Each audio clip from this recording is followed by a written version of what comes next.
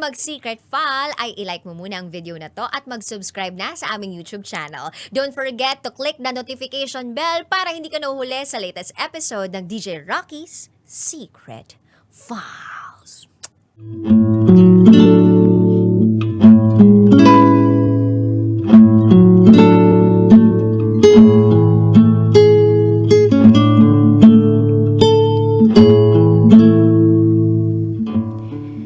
And now, it's time for DJ Rocky's Secret File with Jello.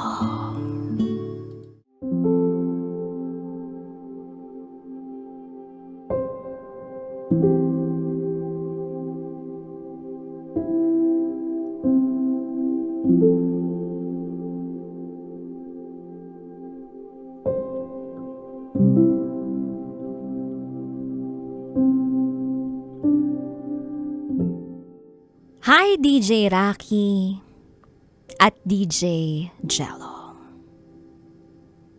Itago niyo ako sa pangalang Leia. At ito, ang aking secret file.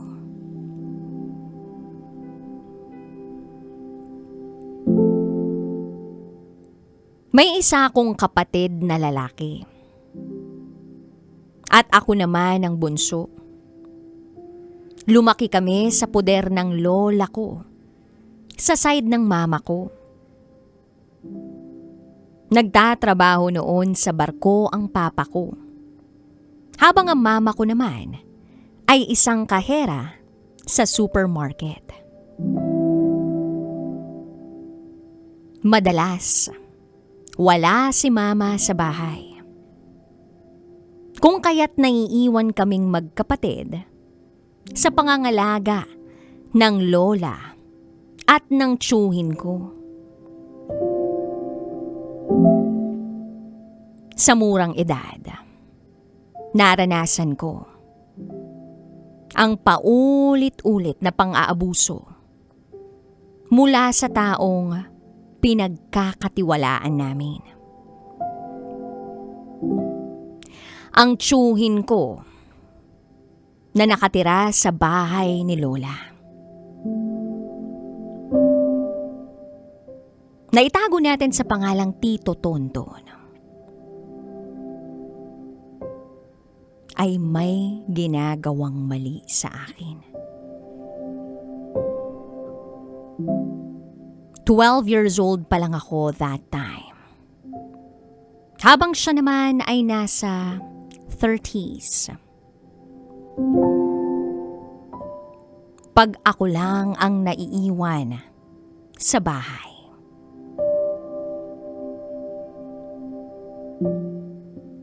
Naroon siya. Nakikipaglaro sa akin.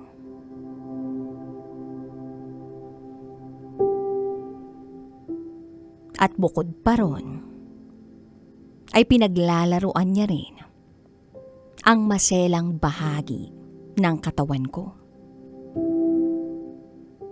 Tinatakot niya ako.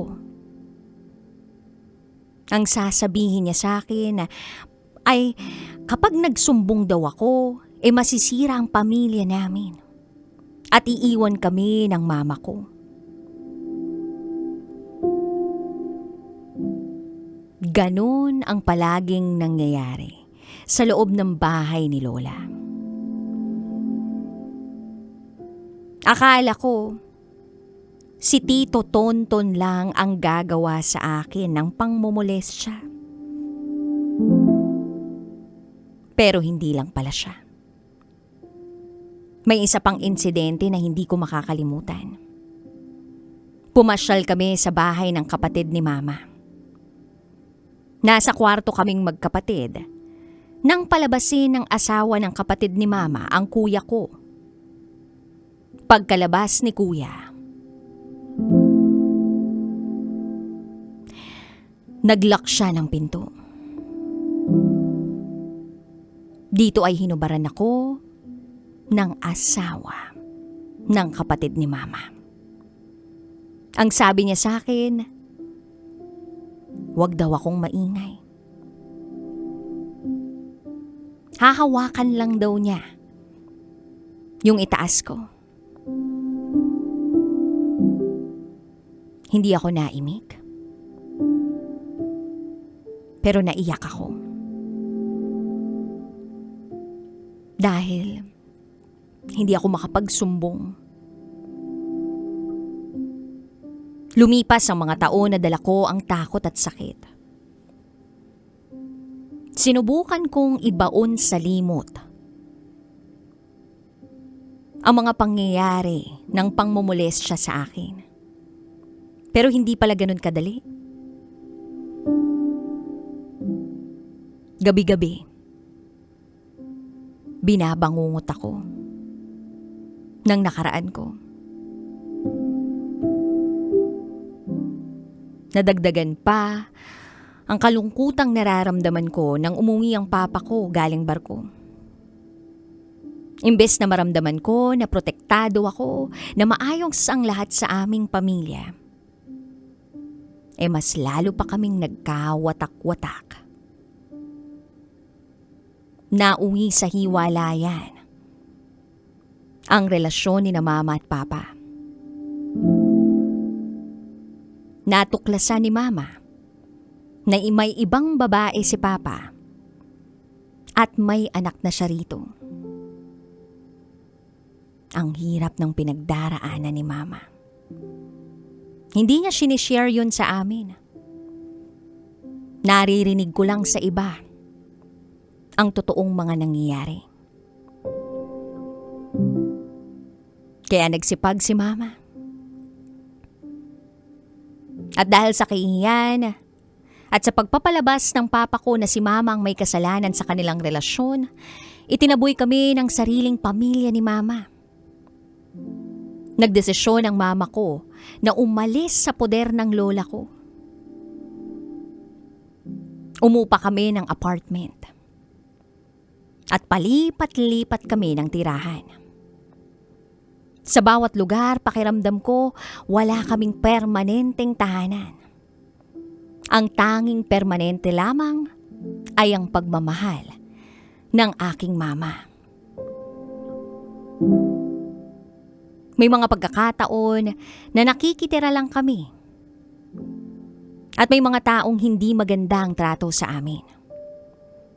Pero sa kabila ng lahat, hindi ko narinig na nagreklamo ang mama ko. Tahimik lang siya na lumalaban.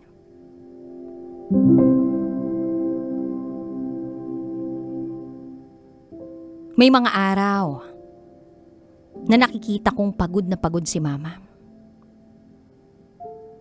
Nagwawalis siya. Bigla na lang titigil. Mapapasa po sa ulo niya. Nung minsan, tinanong ko siya. At ang sabi niya sa akin, pagod lang to, mawawala rin to. Nginitian pa ako. Kahit halatang hirap na. Hanggang sa dumating ang punto na halos hindi na siya makakain. Pumapayat siya ng sobra. Na para bang meron siyang karamdaman.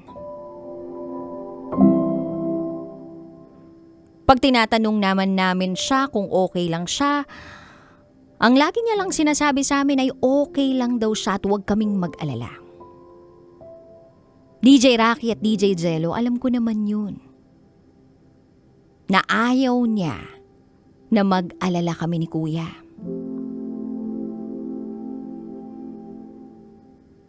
Pinagpapahinga namin siya pero ayaw niyang tumigil sa trabaho. Dahil kami ang iniisip niya. Hindi raw kami makakapasok sa eskwela kapag tumigil siya.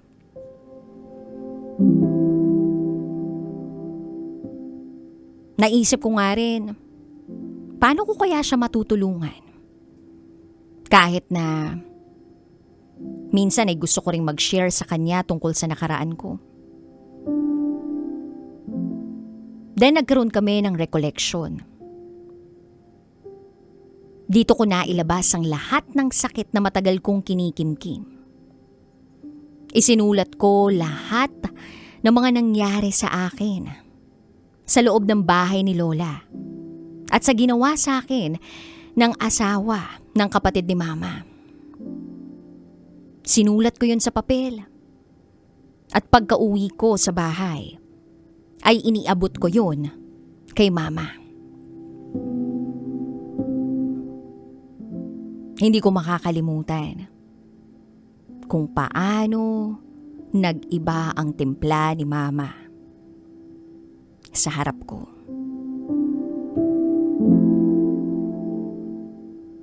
Sa masayang pagsalubong niya sa akin, napalitan ang sayang yun ng kalungkutan at paghihinagpis. Totoo ba, anak? Tanong niya sa akin. Tumangulang ako. Dito na siya nagsimulang humagulgol. At paulit-ulit niyang sinasabi ang mga katagang, "Sorry anak. Sorry anak. Sorry anak, hindi kita naprotektahan." DJ Rocky at DJ Jello, akala ko sa pagsasabi kong yun ang katotohanan tungkol sa nakaraan ko, makakapagsimula na kami ng panibagong yugto ng aming mga buhay nang wala ng bigat ng nakaraan. Ang hindi ko alam, pati pala si Mama ay may sikretong itinatago.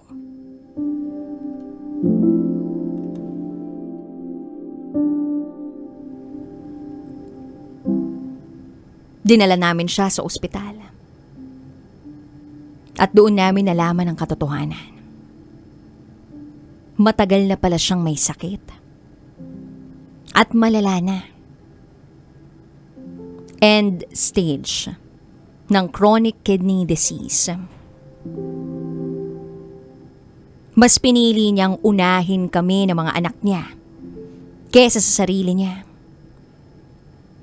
Yung perang kinikita niya sa pagiging kahera sa supermarket, ipang-aral na lang daw namin.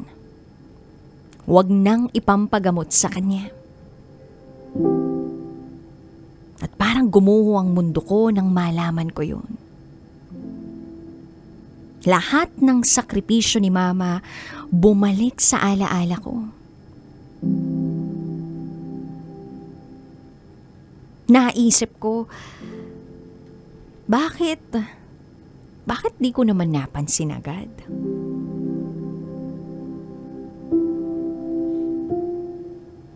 Pero ang sabi nga ni Mama, tuloy lang ang buhay. Kailangan ko pa rin pumasok sa eskwela dahil sa isang mahalagang activity. Sabi ni Mama, "Sige na, pumasok ka na. Kaya ko to. Huwag kang mag-alala."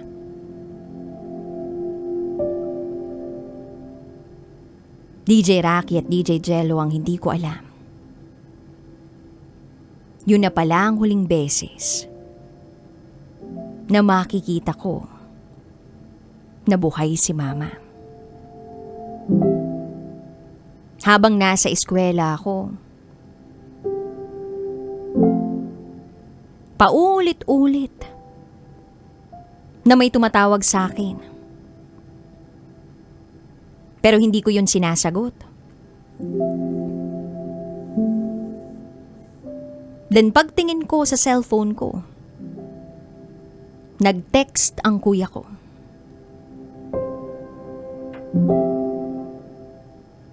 Wala na si Mama. Nagmadali akong pumunta ng ospital. Pero pagdating ko doon,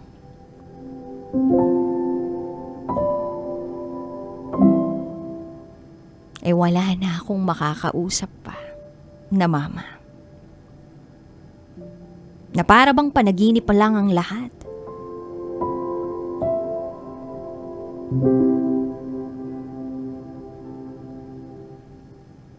Naglupasay ako sa sobrang sakit ng naramdaman ko. Paulit-ulit kong sinasabi, "Mama, ba't di mo ko inantay? Sabi mo kaya mo. Sabi mo okay ka lang. Bumangon ka, Mama." Pero lahat ng mga lumalabas sa bibig ko ay hindi magiging sapat para bumangon siya.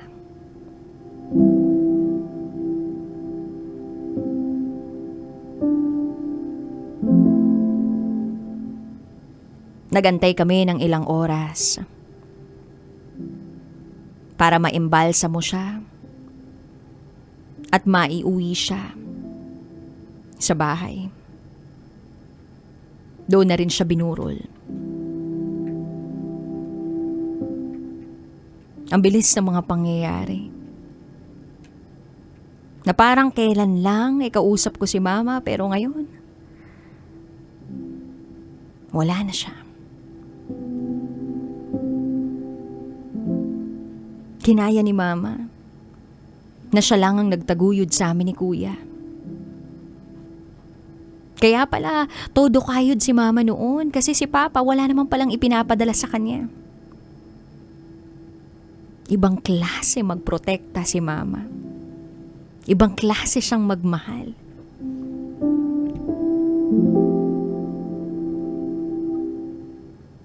Tumigil kami sa pag-aaral ng kuya ko. At nagtrabaho para kumita ng pera. Si Mama ang naging protektor namin. Si Mama ang naging inspirasyon namin sa maraming bagay. Gusto ko sana na maiparanas sa kanya ang kaginhawaan na hindi niya naranasan sa piling ni Papa. At ngayong Women's Month, gusto kong ibahagi sa buong mundo kung gaano katapang ang nanay ko. Hindi lang bilang isang nanay, kundi bilang isang babae. Siya ang tumayong ama at ina sa buhay namin ni Kuya. Marami akong natutunan sa kanya.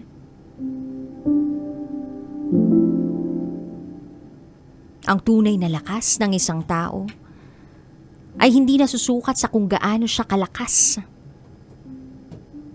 sa labas, kundi sa kung paano niya pinipili ang magmahal at magpatawad sa kabila ng sakit at hirap.